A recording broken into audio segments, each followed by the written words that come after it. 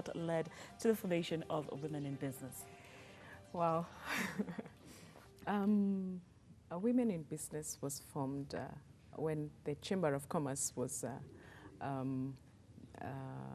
brought to the fore in 2014.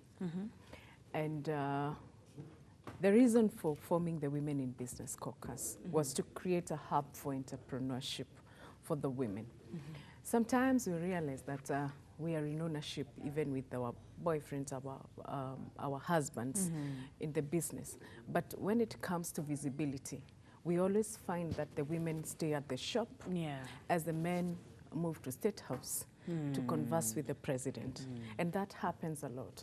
There was need for the women to have a caucus where they can talk about their challenges and also the issues that can make them feel wanted in the community and to leverage on what is there in, was being given to them at that particular time. And there are very many things that were being given to them during that period, 2014, 2015. You remember that is when the 30% procurement rule was introduced, which was meant for the women, youth, and persons with disability. So really, it was to create a hub for entrepreneurship for the women folk. Yes. And how long has it been in operation? 3 years, at most 3 years and a half. 3 years and a half. Okay, now with 3.5 years, what would you say are your achievements? There have been very many things that we have cascaded to the ground and especially to the bottom of the pyramid. We have been able to train women on basic procedures and documentation on what they are supposed to have to ensure that they are getting into formal business. If you go to Busia County today, there is a lot of informal business that happens across the border. And if you have, you see those women, at the end of the day, there's a lot of money that is wasted in between, both for the government and also for themselves. Again, we have also been able to partner with different financial institutions to ensure that women are trained on financial management and financial inclusivity.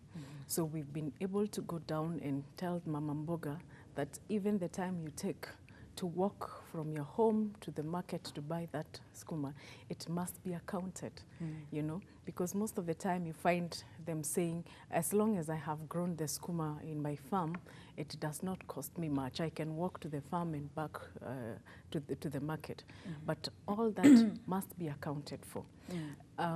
Again, we have also been able to bring in visibility for the women in business, and that is what brought the first launch of the Women in Business Awards in Kenya. I was actually going to say that.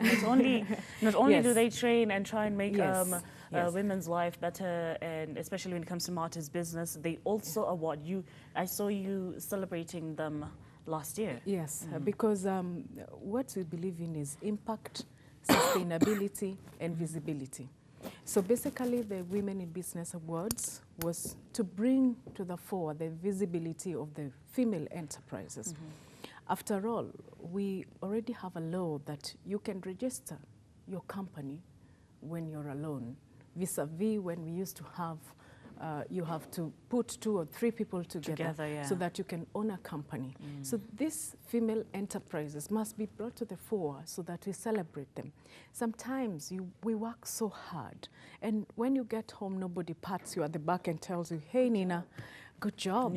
So the interests of the women enterprises and the growth of the women enterprises, the challenges and all that, the solutions lie within.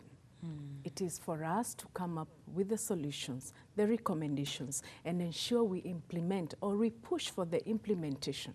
Of course, policies set up by the government, we have to come to the fore and ensure that we are pushing these policies so for implementation purposes.